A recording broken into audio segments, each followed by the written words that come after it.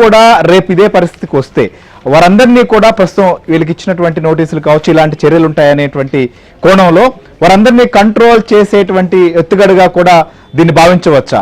ఎందుకంటే మిగిలినటువంటి చాలా మందికి టికెట్లు రానటువంటి వాళ్ళందరూ వారి దారి వారు చూసుకునేటువంటి పరిస్థితి ఉంటుంది. వారందరూ రేపు రాజ్యసభ ఎన్నికల్లో కూడా సపోర్ట్ చేసే అవకాశం ఉండదు కాబట్టి వారందరినీ కంట్రోల్ చేసే ఎత్తుగడ. అయితే వాళ్ళందరినీ కంట్రోల్ చేయడానికే ఇప్పుడు కూలీ నీలి మీడియాని ఉపయోగించడం ప్రారంభించారు. ముఖ్యంగా కొంతమంది కొన్ని మీడియా సంస్థలు వీళ్ళందరి ఎవరైతే ఇప్పుడు టికెట్లు రాలేదో, నేను ఇంతకుముందు పేర్లు చెప్పాను జిల్లాల వారీగా, ఆథర్ కానీ, రక్షణ్ నిధి కానీ, ఎలీజా కానీ, లేకపోతే కాపు రామచంద్రారెడ్డి కానీ, ఇటువంటి వాళ్ళు ఎవరైతే టికెట్లు రాలేదో, లేకపోతే వాళ్ళు హైకమాండ్ మీద అసంతృప్తిగా ఉన్నారో వాళ్ళందరినీ కూడా మళ్ళీ రీసర్వే చేసి వాళ్ళందరి పేర్లు పరిశీలిస్తున్నారు అని కూడా కూలీ నీలి రోత మీడియా అంతా కూడా నిన్నటి నుంచి ప్రచారం చేయటం ప్రారంభించింది. అంటే వీళ్ళందరినీ కూడా రాజ్యసభలో 3వ సీటు దక్కించుకునేందుకు అప్పటి వరకు గ్రిప్పులో పెట్టుకొని తమతోనే ఉంచుకోవాలి అనేది వాళ్ళ ప్రధానమైన భావన.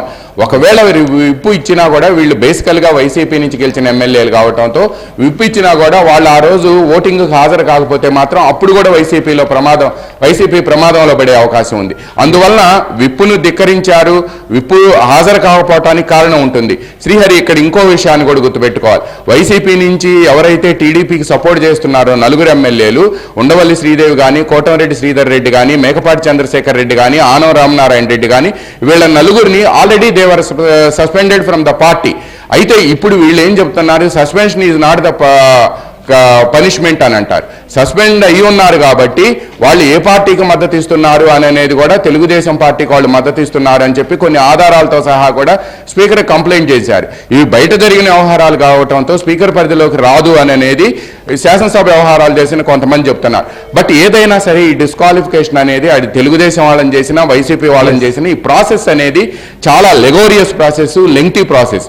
అందువల్ల ఇప్పటికిప్పుడు అనేది మాత్రం ఇది సాధ్యం కాని వ్యవహారం అని చెప్పి కూడా ఇరుపక్షాల నేతలు అంగీకరిస్తున్నారు. బట్ రూల్స్ను వైలేట్ చేసి ఏమైనా చర్యలు తీసుకుంటారా అనేది అది ఆ డెసిషన్ అనేది హానరబుల్ స్పీకర్ తీసుకోవాలి అనేది కూడా వాళ్ళు చెప్తున్నారు. స్పీకర్ ఎటువంటి నిర్ణయం తీసుకుంటారనేది కూడా మరికొద్ది రోజుల్లోనే తెలిసిపోతుంది. బట్ వైసీపీలో మాత్రం ఎమ్మెల్సీ ఎన్నికల్లో ఏదైతే పంచుమర్తి అనురాధని క్యాండిడేట్గా పెట్టి చంద్రబాబు వ్యూహం ముందు గెలిపించారో, బట్ ఇప్పుడు మళ్ళా ఆ భయం వీళ్ళని వెంటాడుతుంది.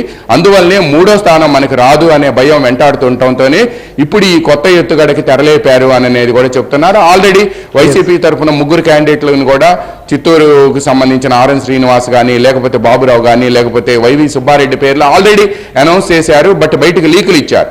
బట్ వీటి మీద కూడా మళ్ళా చూస్తున్నారు. ఇప్పుడు ఈ రీసర్వే పేరు అనేది కేవలం ఈ రాజ్యసభ 3వ సీటు దక్కించుకునేందుకే అనేది మాత్రం వీళ్ళంతా చెప్తా ఉన్నారు.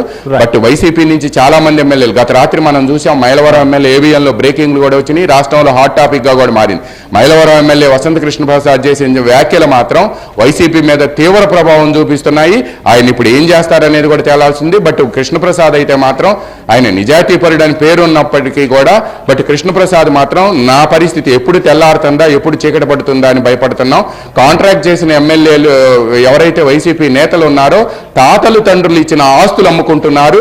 ఇది నా ఒక్కడి ఆవేదన కాదు, వైసీపీలో ఉండే నేతలందరి ఆవేదన అని చెప్తున్నారు. అంటే ఆయన అటువంటి కామెంట్స్ చేశారంటే ఆయన కూడా పార్టీ నుంచి బయటకు వచ్చే పరిస్థితి ఉంది అని చెప్తున్నారు. ఇప్పుడు మనం ఎంపీలను చూసాం, చాలా మంది ఎమ్మెల్యేలు బయటపడటం లేదు, కానీ వాళ్ళందరూ చాలా మంది ఇందుట్లో చంద్రబాబుతో టచ్లోకి వెళ్ళారు అని చెప్పి వైసీపీ హైకమాండ్కి తెలిసిపోయింది. అందువల్లనే ఇప్పుడు ఏం చేయాలి అనేది కూడా వైసీపీ హైకమాండ్ ఆందోళనలో ఉంది, చర్చనీయాంశంగా మారింది. అందువల్లనే ఈ డిస్క్వాలిఫికేషన్ ఎత్తుగడ కానీ, లేకపోతే గంటా రాజీనామాను ఆమోదించడం కానీ కూడా చేస్తున్నారనేది ప్రధానమైన చర్చ జరుగుతుంది. శ్రీహరి, మీరు అన్నట్లుగా ఏదో ఒక విధంగా రాజ్యసభ సంబంధించినటువంటి స్థానాలను పంచుమర్తి అనురాధ ఎమ్మెల్సీగా గెలిచినప్పుడు వైసీపీ ఒక షాక్ గురైనటువంటి పరిస్థితి. సో ఆ ప్రక్రియలో భాగంగానే ప్రస్తుతం ఏం జరగబోతోంది అనేటువంటి టెన్షన్తోనే ఇవన్నీ చేస్తున్నప్పటికీ కూడా ఎమ్మెల్యేలు మీరు అన్నట్లుగా గైర్హాజరైనా వారిని చేసేదానికి ఏముండదు. సో కాబట్టి ఏం చేస్తారు, నోటీసులకు సంబంధించి ఎలాంటి సమాధానాలు వస్తాయి, దానిపైన ఏ నిర్ణయాలు ఉంటాయి, తర్వాత లీగల్గా కూడా మూయే అవకాశాలు కూడా ఉంటాయి. చాలా రాష్ట్రాల్లో మనం చూసాం, మహారాష్ట్ర కావచ్చు, కర్ణాటకలో కూడా నిర్ణయం పైన సుప్రీంకోర్టుకు వెళ్ళినటువంటి పరిస్థితులు కూడా ఉన్నాయి. సో నాయుడు గంటా ఎపిసోడ్లోకి వస్తే, గంటా ఒక కాస్ కోసం ఆ రోజు రాజీనామాను అయితే సమర్పించారు. ముఖ్యంగా స్టీల్ సంబంధించినటువంటి అంశంలో కాపాడుకోవాలని చెప్పి విశాఖ ఉక్కు ఆంధ్రుల హక్కు అనే ఉద్యమ నేపథ్యంలో. సో ప్రస్తుతం ఆయన ఏంటంటే ఇప్పుడు మనం చూసాం, చాలా ఆవేదన కూడా వ్యక్తం చేశారు. చివరిలో కనీసం నా అభిప్రాయం అడగాల్సిందే అనేటువంటిది. సో దీనికి సంబంధించి కూడా గంటా అభిప్రాయం ఒక ఎత్తు అయితే, దీనిపైన అక్కడ ఉన్నటువంటి పొలిటికల్ వర్గాలు కూడా ఏ రకంగా రియాక్ట్ అవుతున్నాయి? శ్రీహరి గారు, ఇప్పుడు ఏదైతే గంటా శ్రీనివాసరావు రాజీనామా 3 సంవత్సరాల క్రితం చేయడం జరిగింది, మరొక 21 రోజుల పాటు అయితే అది దాదాపు 3 సంవత్సరాలు పూర్తిగా కంప్లీట్ అవుతుంది. ఆ సమయంలో తీసుకున్నటువంటి నిర్ణయాన్ని అప్పుడు ఆమోదించకుండా అప్పుడు వైసీపీ, ఎందుకంటే కేవలంగా ఒకవేళ ఆమోదించినట్లయితే మిగతా నేతల్ని కూడా, ఎవరైతే ఇప్పుడు అధికారంలో ఉన్నటువంటి వైసీపీ పార్టీ నేతలను కావచ్చు, ఎమ్మెల్యేలు కావచ్చు, ఎంపీలు కావచ్చు, రాజీనామా చేయాలనే డిమాండ్ పెరుగుతుంది. దానివల్ల ప్రభుత్వం ఇరకాటంలో పడుతుందని అప్పటి నుంచి ఇప్పటి వరకు కూడా దాన్ని పెండింగ్లో పెట్టారు. అయితే మరికొద్ది రోజుల్లోనే రాజ్యసభ ఎన్నికలు ఉన్న నేపథ్యంలో రాజ్యసభ ఎన్నికలకు సంబంధించినంత వరకు ఖచ్చితంగా ఏంటంటే, గతంలో ఏదైతే ఎమ్మెల్సీ ఎన్నికల్లో టీడీపీ ఎలాగైతే అభ్యర్థుల్ని నించోబెట్టి ఖచ్చితంగా వ్యూహం పనడం ద్వారా ఖచ్చితంగా అక్కడ అభ్యర్థి గెలవగలిగారు. ఇప్పుడు రాజ్యసభ సంబంధించినంత వరకు కూడా 2 సీట్లు వాళ్ళకి అవకాశం ఉన్నాయి. సో 3వ సీట్లో ఖచ్చితంగా ఇప్పుడు టీడీపీ నుంచి అభ్యర్థిని నిలబెట్టాలనేది ఒక ఆలోచన ఉంది. ఈ నేపథ్యంలో ఖచ్చితంగా ఎవరైతే ఇప్పుడు పార్టీలో అంతర్గతంగా వైసీపీకి వ్యతిరేకంగా ఉన్న వాళ్ళు కొంతమంది కావచ్చు, అసంతృప్తులు కొంతమంది కావచ్చు, ఆల్రెడీ పార్టీ నుండి బయటికి వచ్చిన వాళ్ళు కొంతమంది కావచ్చు. సో వీళ్ళంతా కూడా ఏకమైతే ఖచ్చితంగా దెబ్బతోలుతుందనే వ్యూహంతోనే మొదటగా గంటా శ్రీనివాసరావు చెందినటువంటి రాజీనామాని యాక్సెప్ట్ చేసినట్టు నేను గజెట్ నోటిఫికేషన్ కూడా విడుదల చేశారు. అయితే దీనికి ఖచ్చితంగా అతను రాజీనామా యాక్సెప్ట్ చేసేటప్పుడు ముందుగా అతను వివరణ తీసుకోవాల్సినటువంటి అవసరం ఉంది. అయితే గతంలో స్పీకర్ ఫార్మెట్లో ఇచ్చినప్పుడు కూడా నేరుగా కలిసి స్పీకర్తో కూడా మాట్లాడారు, అలాగే ఏదైతే స్పీకర్ ఆఫీస్తో కూడా మాట్లాడారు, అప్పుడు ఎలాంటి స్పందన లేదు.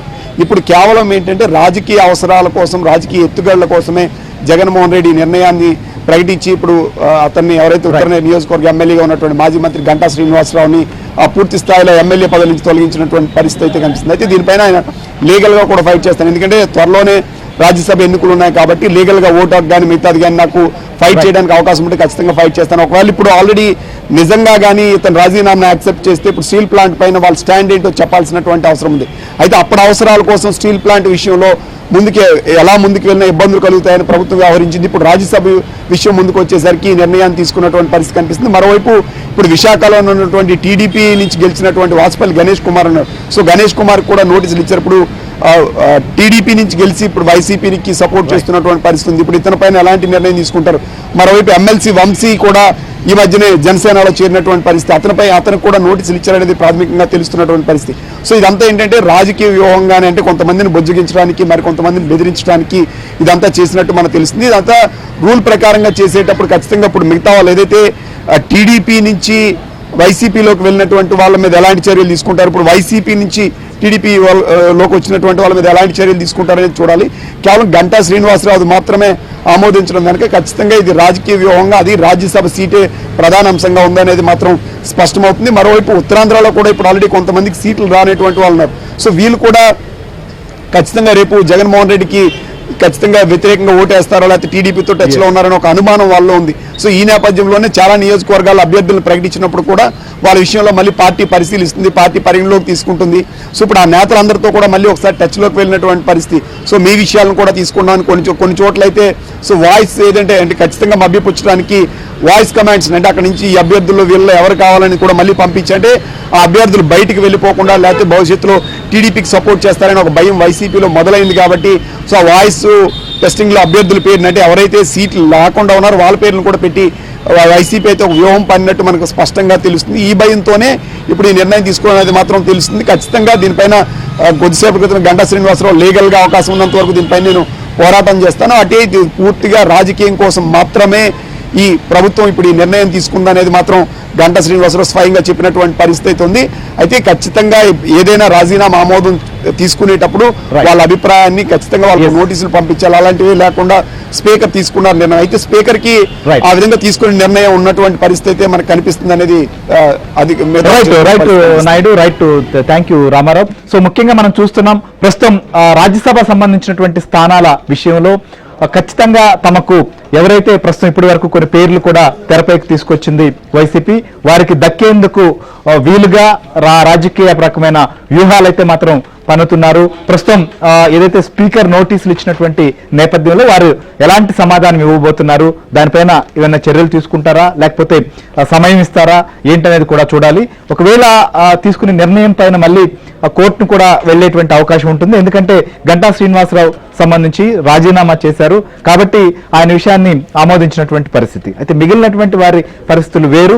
ఒక పార్టీలో గెలిచి మరో పార్టీతో ప్రస్తుతం వారు కలిసి ఉన్నారు అనేటువంటి కంప్లైంట్లు, సో ఇచ్చినటువంటి ఆధారాలు కావచ్చు, మిగిలినటువంటి వారి వివరణ, వీటన్నిటిని పరిగణనలోకి తీసుకునేటువంటి తర్వాతే నిర్ణయం తీసుకోవాల్సి ఉంటుంది. ఆ నిర్ణయం పైన కూడా ఒకవేళ శాసనసభ్యులకు ఆ నిర్ణయం తమకు అన్యాయం జరిగిందంటే మాత్రం ఖచ్చితంగా లీగల్ ఫైట్ చేసే అవకాశాలు కూడా ఉన్నాయి. మొత్తానికి సీట్ల విషయంలో తేల్చేందుకు ఇప్పటికే జాబితాలు రిలీజ్ చేసి కొంతమందికి టికెట్లు ఇవ్వని నేపథ్యంలో వారందరూ కూడా అసంతృప్తితో ఉన్నారు. వారిని బుజ్జగించేందుకు రీసర్వేలు కావచ్చు, లేదా రాజ్యసభ స్థానాలను కాపాడుకునేందుకు వారిని దారిలో పెట్టుకునేందుకు, లేదా ఎవరైనా బయటకు వెళ్తే వారిపైన కూడా మరో చర్యలు ఉంటాయనేటువంటి అంశం పైన కూడా ప్రస్తుతం చర్చకు దారితీస్తున్న నేపథ్యంలో ఎమ్మెల్యేలు ఎవరైతే ఉన్నారో సీట్లు రానటువంటి వారు కానీ అసంతృప్తితో ఉన్నటువంటి వారు మాత్రం అంతర్గతంగా రగిలిపోతున్నారు. రాజ్యసభ ఎన్నికల సమయంలో వారు ఏ రకమైనటువంటి